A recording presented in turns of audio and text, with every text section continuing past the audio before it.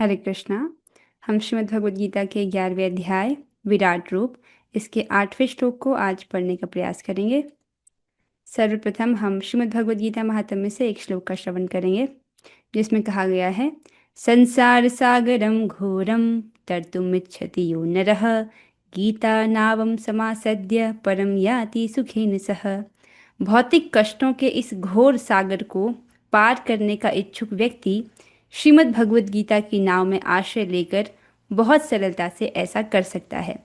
भौतिक जगत कैसा है? कष्टों से भरा हुआ है, लेकिन जो व्यक्ति इन भौतिक कष्टों को पार करना चाहता है, इस घोर सागर को पार करना चाहता है, उसको श्रीमद् भगवद गीता का आश्रय लेना चाहिए और ऐसा करके वो बहुत सरलता से इस भौतिक कष्टों के इस संसार में सागर को वो पार कर सकता है, अर्थात इस भव सागर को वो पार कर सकता है।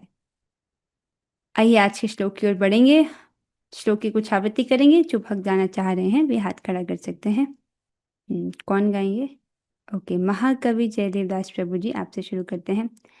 न तू माम शक्य से द्रष्टुम न तु मां शक्यसे द्रष्टुम् अनेनैव स्वचक्षुषा अनेनैव स्वचक्षुषा दिव्यं ददामि ते चक्षुः दिव्यं ददामि ते चक्षुः। पश्य मे योगमैश्वरम्। पश्य मे योगेश्वरम्। न तू मां शक्य से द्रष्टुम न तु मां शक्यसे द्रष्टुम् अनेनैव स्वचक्षुषा अनेनैव सचक्षुषा दिव्यं ददामि ते चक्षुः दिव्यं ददामि ते चक्षुः। पश्य मे योगमैश्वरम्। पश्य मे योगमैश्वरम्। बहुत अच्छे। श्री भगवान इस श्लोक में कहते हैं, किंतु तुम मुझे अपनी आंखों से नहीं देख सकते, अतः मैं तुम्हें दिव्य आंखें दे रहा हूं। अब मेरे योग ऐश्वर्य को देखो। किंतु को समझिए, इसका लिंक है पिछले श्लोकों से। पिछले श्लोक में भगवान कहते हैं पश्य, अर्जुन जी को कहते हैं देखो, तुम मेरे इस नाना वर्ण और नाना आकृति वाले स्वरूप को देखो। कहते हैं ना, मेरे ही तुम शरीर में अश्विनी कुमारों को देखो, मरुदगणों को देखो, रुद्रों को देखो, आदित्यों को देखो, कहते हैं भगवान। लेकिन किंतु अर्थात भगवान दिखा रहे हैं, लेकिन अर्जुन जी के पास अभी ऐसा सामर्थ्य नहीं है कि वो भगवान के इस ऐश्वर्यमय रूप को देख सकें। इसीलिए भगवान अब उनको दिव्य दृष्टि प्रदान कर रहे हैं ताकि अर्जुन जी भगवान के इस ऐश्वर्यमय रूप को देख सकें। तो भगवान कहते हैं, किंतु तुम मुझे अपनी आंखों से नहीं देख सकते, अतः मैं तुम्हें दिव्य आंखें दे रहा हूं। अब मेरे योग ऐश्वर्य को देखो। आगे इसमें बहुत सुंदर डिस्कशन है, उसमें जाने से पूर्व पहले हम अन्वय देखेंगे। तू, किंतु, इसका लिंक आप समझ ही रहे हो पिछले श्लोकों से। एव निश्चय ही, माम मुझे, अनेन स्वचक्षुषा अपने इन नेत्रों से, द्रष्टुम न शक्यसे देखने में समर्थ नहीं हो। अर्जुन जी भगवान के पार्षद हैं, भगवान के महान भक्त हैं, भगवान के सखा हैं, तो वो भगवान के माधुर्यमयी रूप को देखने में समर्थ हैं। उनके पास पहले से ही दिव्य दृष्टि है जिसके द्वारा वे भगवान के माधुर्यमयी रूप को देख सकते हैं। लेकिन दुर्योधन दुर्योधन भी भगवान कृष्ण को देख सकता है, लेकिन वो भगवान के माधुर्यमय रूप को नहीं देख पाता है। आप समझ रहे हैं, दुर्योधन भगवान के माधुर्यमय रूप को नहीं देख सकता है, लेकिन अर्जुन जी देख सकते हैं। लेकिन अब अर्जुन जी को विशेष प्रकार की दृष्टि दी जा रही है जिसके द्वारा वे ऐश्वर्यमय रूप को देख सकें। ठीक है, न शक्य से अर्थात समर्थ नहीं हो। अभी जो तुम्हारे पास दृष्टि है, इस दृष्टि से तुम मेरा जो रूप मैं तुम्हें दिखाने जा रहा हूं उसको देखने में समर्थ नहीं हो। अतएव ते तुम्हें दिव्यम चक्षु, दिव्य नेत्र, ददामी प्रदान करता हूं।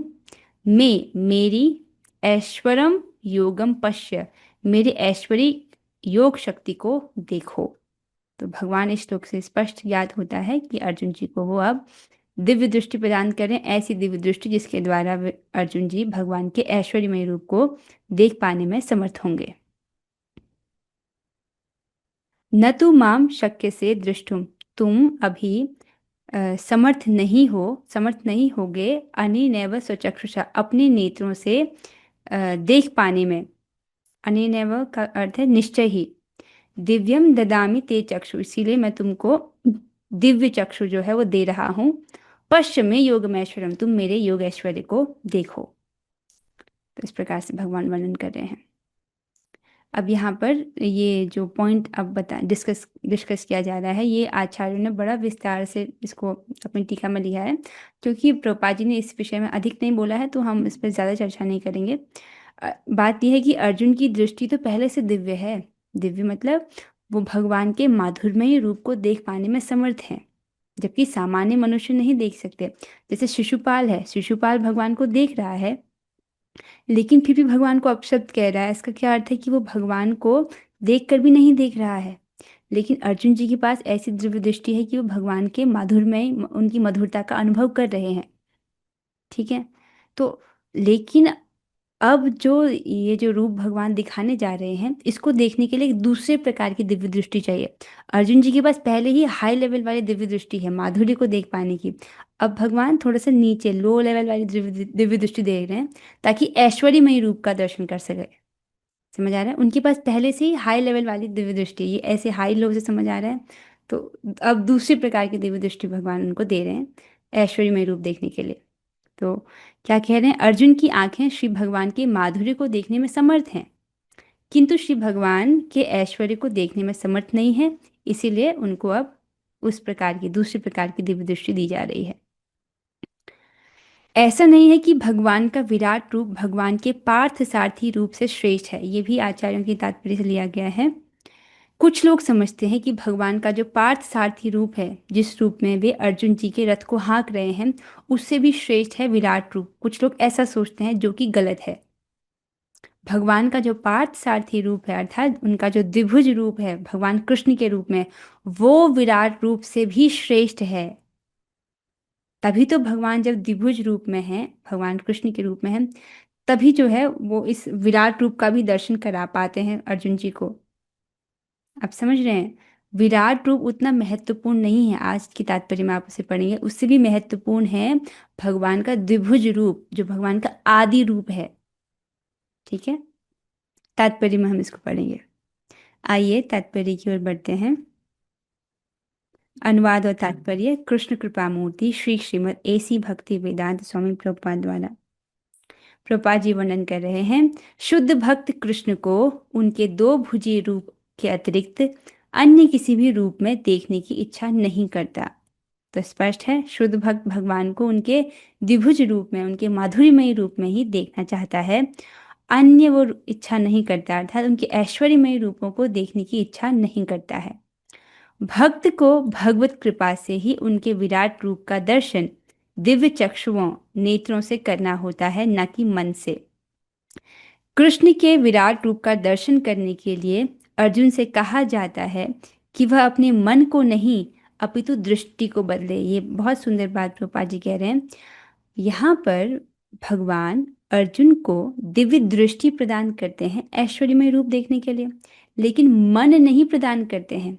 अर्जुन जी का मन कैसा है? अर्जुन जी का मन ऐसा है कि वो भगवान के माधुर्यमय रूप के प्रति आकृष्ट होता है। तो अब इसी मन के साथ जब वो भगवान के विराट रूप को देखते हैं तो उनका मन जो है विराट रूप में नहीं लगता।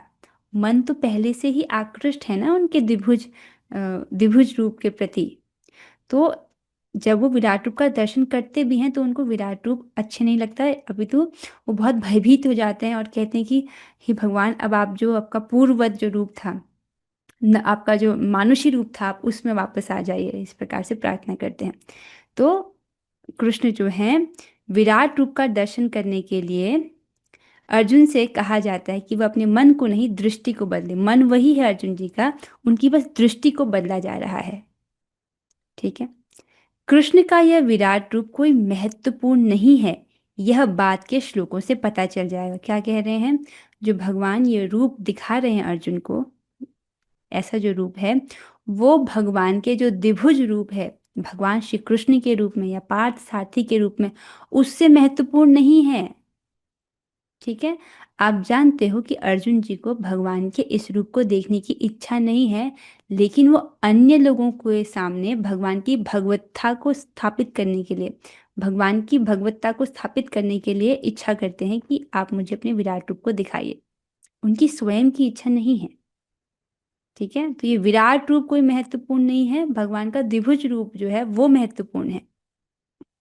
फिर भी चूंकि अर्जुन इसका दर्शन करना चाहता था, अतः भगवान ने उसे विराट रूप को देखने के लिए विशिष्ट दृष्टि प्रदान की है। देखिए, अर्जुन जी की आंखें पहले से दिव्य हैं, लेकिन अब विशिष्ट प्रकार की, विशेष प्रकार की दिव्य दृष्टि दी जा रही है, जिससे वो ऐश्वर्यमय रूप का दर्शन कर पाए।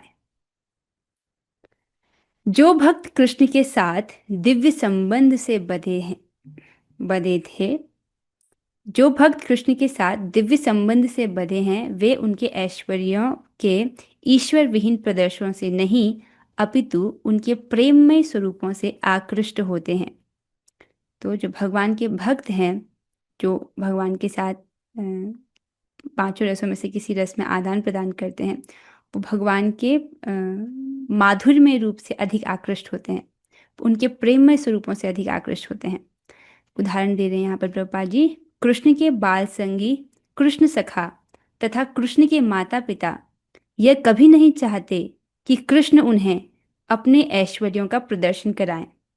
स्पष्ट है, माता यशोदा को भगवान श्री कृष्ण अपना ऐश्वर्य प्रदर्शन करते हैं। कैसे? अपने मुख में ब्रह्मांड का दर्शन करा देते हैं, लेकिन माता यशोदा को वो पसंद नहीं आता है। एक पल के लिए उनके मन में ये शंका होती, क्या ये भगवान हैं? लेकिन वो इस बात को स्वीकार नहीं करती हैं, उनका प्रेम शिथिल नहीं होता है।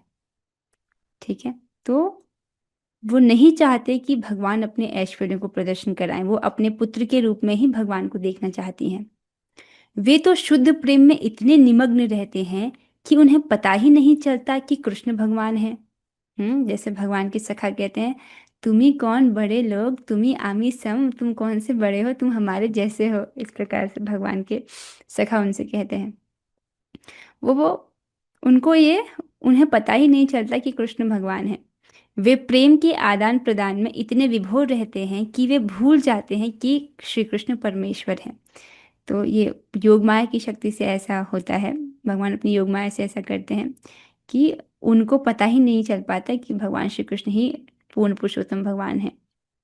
श्रीमद् भागवत में कहा गया है कि कृष्ण के साथ खेलने वाले बालक अत्यंत पवित्र आत्माएं हैं, और कृष्ण के साथ इस प्रकार खेलने का अवसर उन्हें अनेकानेक जन्मों के बाद प्राप्त हुआ है। ऐसे बालक यह नहीं जानते कि कृष्ण भगवान हैं, वे उन्हें अपना निजी मित्र मानते हैं। अतः सुखदेव गोस्वामी यह श्लोक सुनाते हैं। तो भागवत में वर्णन आया है भगवान के बाल सखाओं के लिए। ऐसा बताया गया है कि वो पवित्र आत्माएं हैं और उन्होंने अनेकों अनेकों जन्मों में पुण्य इकट्ठा किया है, जिसके द्वारा उनको भगवान के मित्र बनने का अवसर प्राप्त हुआ है। तो यहाँ पर पुण्य का अर्थ है भक्ति। उन्होंने अनेकों अनेकों जन्म भक्ति की है, जिससे उनको भगवान की लीला में भगवान का मित्र बनने का, उनके साथ लीलाएं करने का अवसर प्राप्त हुआ है। यहाँ पर समझना होगा कि नित्य सिद्ध पार्षदों की बात नहीं हो रही है। नित्य सिद्ध पार्षदों को कोई, जो नित्य सिद्ध पार्षद है, उन्हें कोई तपस्या ऐसे करने की आवश्यकता नहीं पड़ती है। साधन सिद्ध जो व्यक्ति हैं उनकी बात हो रही है, अर्थात जो साधना कर करके वहां पहुंचते हैं। तो एक सुंदर श्लोक उन्हीं बाल सखाओं के लिए श्रीमद् भागवत में आया है। इत्थं सतां ब्रह्म सुखानुभूत्या दास्यं गतानां परदैवतेन मायाश्रितानां नरदारकेण साकं विजहु कृतपुण्यपुञ्जा। श्रीमद् भागवतम के दशम स्कंद के 12वें अध्याय का 11वां श्लोक है ये, जिसमें कह रहे हैं, वह परम पुरुष है जिसे ऋषिगण निर्विशेष ब्रह्म करके मानते हैं, भक्तगण भगवान मानते हैं, और सामान्य जन प्रकृति से उत्पन्न हुआ मानते हैं।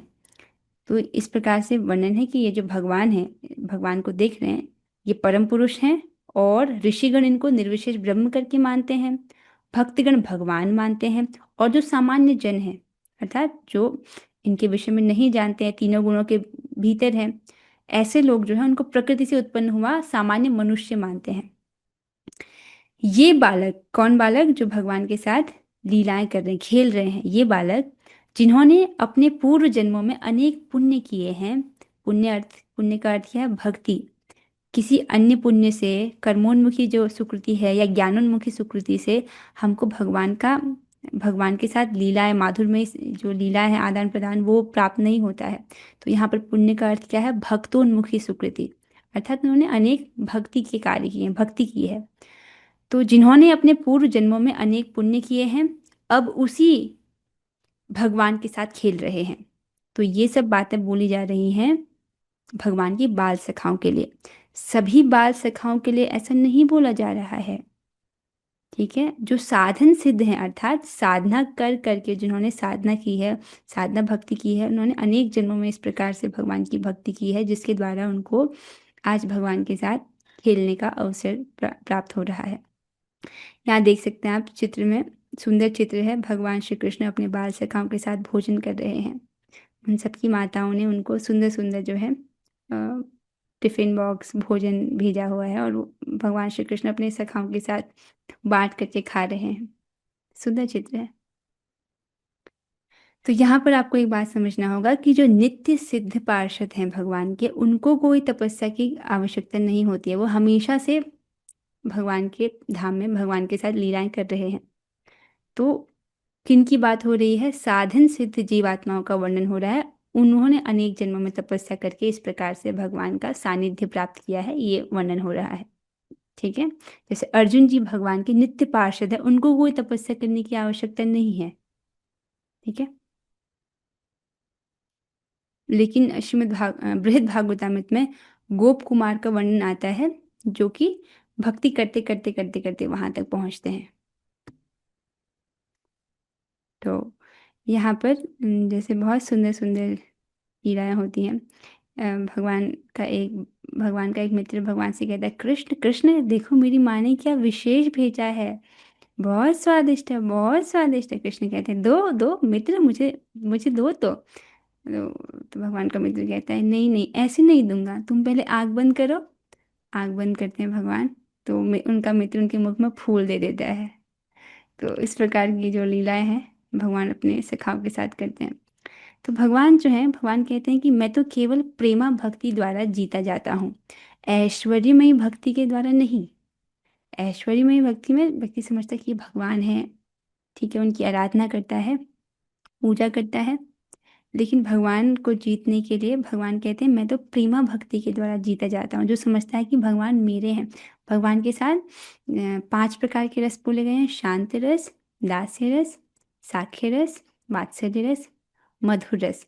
इस प्रकार से जो जो इनमें से जो 4 रस हैं, दास्य रस, साख्य रस, माधुर्य रस और वात्सल्य रस में जो आदान प्रदान है, जिसमें व्यक्ति समझता है कि ये तो मेरे हैं। जैसे वात्सल्य रस में सोचते हैं कि भगवान नहीं समझते, उसमें सोचते हैं कि ये तो मेरे पुत्र हैं। माधुर्य रस में कि ये तो मेरे प्रेमी हैं, इस प्रकार से समझ रहे हैं। तो उससे भगवान जो है आकर्षित हो जाते हैं।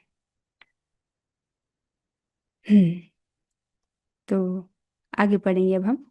तथ्य तो यह है कि भक्त विश्व रूप को देखने का इच्छुक नहीं रहता, किंतु अर्जुन कृष्ण के कथनों की पुष्टि करने के लिए विश्व रूप का दर्शन करना चाहता था, जिससे भविष्य में लोग यह समझ सकें कि कृष्ण न केवल सैद्धांतिक या दार्शनिक रूप से अर्जुन के समक्ष प्रकट हुए, अपितु साक्षात रूप में प्रकट हुए थे। कुछ लोग क्या समझते हैं कि भगवान श्री कृष्ण एक कॉन्सेप्ट है, इस प्रकार से समझते हैं, मतलब ये तो माइथोलॉजी है, कुछ शिक्षा देने के लिए ऐसा बताया गया है, जबकि ऐसा गलत है। ये माइथोलॉजी नहीं है, भगवान श्री कृष्ण वाकई में हैं, और जो विराट रूप है वो भी वाकई में है। अभी हम लोग विराट रूप के भीतर हैं। ब्रह्मांड है ना, जब ब्रह्मांड प्रकट अप्रकट होता है तो उसी के साथ भगवान का विश्व रूप भी प्रकट अप्रकट होता है। तो अभी ब्रह्मांड चल रहा है कि नहीं चल रहा है, तो भी भगवान का विश्व रूप के भीतर ही है हम। कुछ भी ऐसा नहीं है जो भगवान के नियंत्रण में ना हो। तो यहाँ पर बोल रहे हैं अर्जुन जी जो है, भगवान के कथनों की पुष्टि, कौन से कथन थे? अहम सर्वस्य प्रभवो मत्त सर्वम प्रवर्तते, मैं सभी आध्यात्मिक और भौतिक जगतों का स्रोत हूँ, इस प्रकार से भगवान ने कहा। उसकी व्याख्या करते हैं भगवान 10वें अध्याय में, अपनी विभूतियों का वर्णन करते हैं। तो उन्हीं कथनों को पुष्ट करने के लिए कि कैसे भगवान सभी चीज़ के उद्गम है, सब चीज़ें भगवान से ही आई हैं, इसको स्थापित करने के लिए भगवान के स्वरूप को देखना चाहते हैं। उनकी निजी इच्छा नहीं है, लेकिन भगवान की भगवत्ता को स्थापित करने के लिए वो ऐसी इच्छा करते हैं, ताकि भविष्य में लोग समझ सकें कि भगवान जो है साक्षात भगवान अर्जुन जी के समक्ष प्रकट हुए। कोई फिलॉसफी या कोई कॉन्सेप्ट नहीं बोला जा रहा है, वाकई में भगवान ने ये दर्शन दिए। मतलब अर्जुन जी उनको वाकई में देख पाए, ऐसा नहीं कि कुछ मनोकल्पित कुछ हो। अर्जुन को इसकी पुष्टि करनी थी, क्योंकि अर्जुन से ही परंपरा पद्धति प्रारंभ होती है। जैसे भगवान ने कहा कि मेरा भगवद गीता का जो ज्ञान है ये कालांतर में छिन्न भिन्न हो गया है, इसलिए मैं तुम्हारे द्वारा तुमको ये ज्ञान देकर दोबारा से इसकी जो परंपरा पद्धति है उसको आरंभ कर रहा हूँ। इसलिए भगवान अर्जुन जी को ज्ञान देते हैं।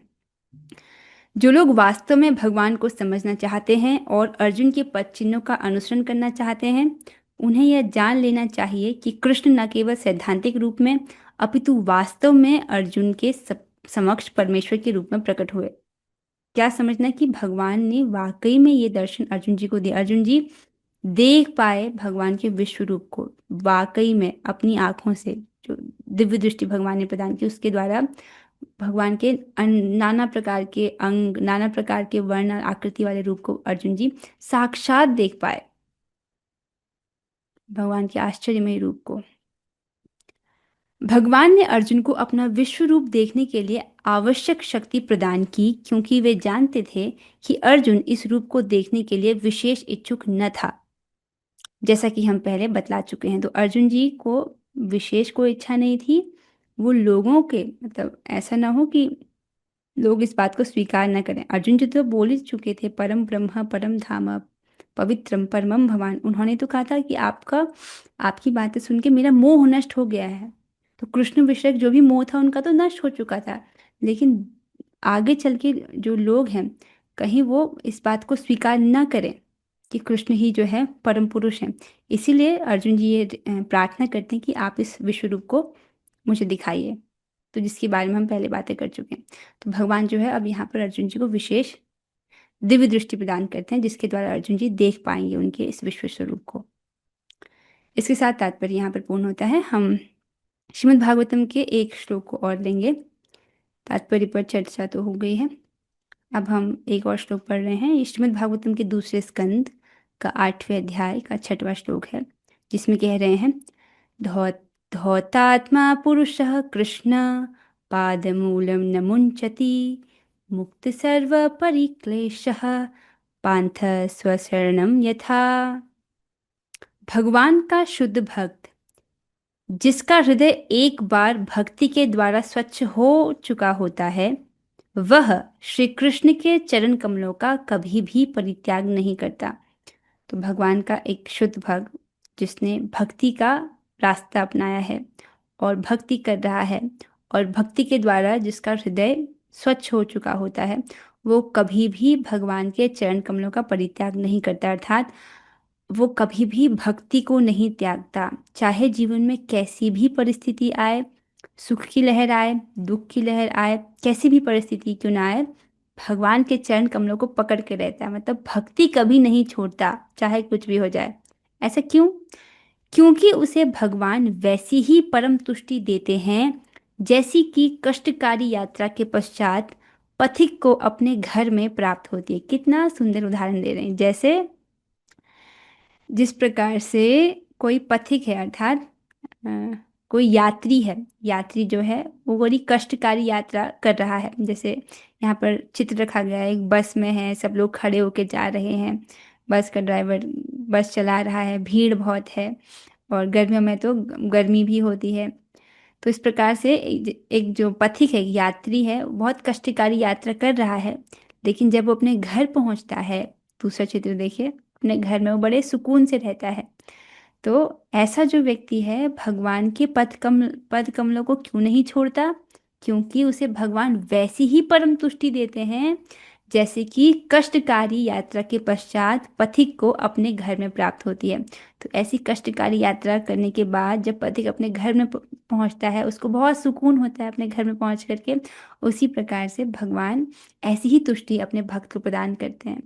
यद्यपि ये जगत बहुत कष्टमय है, लेकिन भगवान ऐसा सुकून देते हैं भक्ति के माध्यम से अपने भक्त को। तो क्या समझ आ रहा है? चाहे कुछ भी परिस्थिति जीवन में आ जाए, भक्ति करना नहीं छोड़ना है। ठीक है। तो ये जगत कैसा है, दुखमय है, लेकिन जो लोग भगवान की भक्ति करते हैं वो सुखी रहते हैं। आपने यही पढ़ा था चतुश्लोक की भगवत गीता में, तुष्यन्ति च रमन्ति च, जो इस प्रकार से भगवान की कथा करते रहते हैं, भगवान के बारे में श्रवण कीर्तन करते रहते हैं, वही जो है ऐसा करने में उनको बहुत संतोष प्राप्त होता है और इसी में ही उनका मन रमा रहता है, वो इससे सुखी होते हैं। तो इस संसार में यदि सुखी रहना चाहते हैं तो एकमात्र तरीका है भगवान की भक्ति करने का, उसको कभी नहीं छोड़ना चाहिए। इसके साथ एक छोटी सी बात है, ये जप के संबंध में है। कभी कभी जो है हमारा जप में मन नहीं लगता या हमको जप करना अच्छा नहीं लगता, कभी कभी ऐसा हो जाता है। तो देखिए, पहली बात तो ऐसा है कि हमारा जो मन है, अगर हम मन हमको जिस प्रकार से चला रहा है, मन कह रहा है कि नहीं जप करने में मन लग रहा है, अगर मन की मान लेंगे तो फिर से हम इस बार यहाँ इस जगत में छूट जाएंगे। इस मन की सुनते सुनते ही तो हमने अपने करोड़ों जन्मों को व्यर्थ कर दिया। इस मन का मनोरंजन करने के चक्कर में, इस मन की बातों को मानते मानते हमने अपने करोड़ों जन्म खराब कर दिए। इस जन्म में हम अपने मन की नहीं मानेंगे। परम पूज्य श्रील भक्ति सिद्धांत सरस्वती ठाकुर महाराज जी बताते हैं कि इस मन को वश में करने का उपाय पता है क्या है? क्या है? वो कहते हैं इसको जब रात्रि में सोने जाते हो तो 2 बार मन को झाड़ू मारो, और जब सुबह उठते हो तो 2 बार इसको 2 जूते मारो। इसका क्या अर्थ है? इसका अर्थ है कि मन की मांगों को बिल्कुल नहीं स्वीकार करना, मतलब भय दिखा करके उसको वश में करना। जैसे छोटा बच्चा है, उसको स्कूल नहीं जाने का मन करता है, फिर भी उसकी मन की फिर भी उसको ज़बरदस्ती स्कूल भेजा जाता है कि नहीं भेजा जाता। उसी प्रकार से मन की नहीं सुननी होती है, पहली बात तो ये। और दूसरी बात है, effect of the medicine does not depend on the taste. मतलब अगर आपको किसी व्यक्ति को कोई रोग हो गया है तो वो दवाई खा रहा है, तो दवाई का टेस्ट अच्छा नहीं होता है लेकिन उसका प्रभाव होता है ना। तो दवाई का जो स्वाद है उसका प्रभाव उसके स्वाद पर नहीं निर्भर करता है। उसी प्रकार से भले अभी हरे कृष्ण महामंत्र हमको टेस्ट नहीं हो पा रहा है या उतना करने में उतना अच्छा नहीं लग रहा है, पर इसका जो है बहुत अच्छा प्रभाव हमको देखने को मिलेगा। लेकिन भगवान के नाम का स्वभाव है कि तुरंत प्रभाव नहीं दिखाता है, धीरे धीरे अपना प्रभाव दिखाता है। और कैसे देखते हो आप ये? आपकी इस भौतिक जगत से आसक्ति हट जाती है, भौतिक जगत में जो इच्छाएं थी वो इच्छाएं बदल जाती हैं, अपने चित्त के शुद्धिकरण के रूप में आप इसको अनुभव करते हो। आप प्रभुपाद जी से कहते हैं just see the way you are thinking. भक्ति माने से पूर्व किस प्रकार सोच रहे थे और अब किस प्रकार सोच रहे हैं, उसको देखिए। तो बहुत सुंदर है, effect of the medicine does not depend on the taste. समझ आ रहा है ये? इसके साथ हम आज हो रही चर्चा को यहाँ पर विश्राम देंगे। अब कल से हम जो है भगवान के विश्व रूप का दर्शन कानों के माध्यम से करने का प्रयास करेंगे। ठीक है, अब भगवान ने हमको दिव्य दृष्टि तो नहीं दिया, लेकिन हम एटलीस्ट कानों से श्रवण कर सकते हैं प्रभुपाद जी जो बोल रहे हैं उनके तात्पर्य के माध्यम से विजुलाइज करने का कि अर्जुन जी क्या देख रहे हैं। आप लोग अपना माइक ऑन कर लीजिएगा, हम सभी साथ में करेंगे। हरे कृष्णा कृष्ण कृष्ण हरे हरे राम राम हरे कृष्णा कृष्ण कृष्ण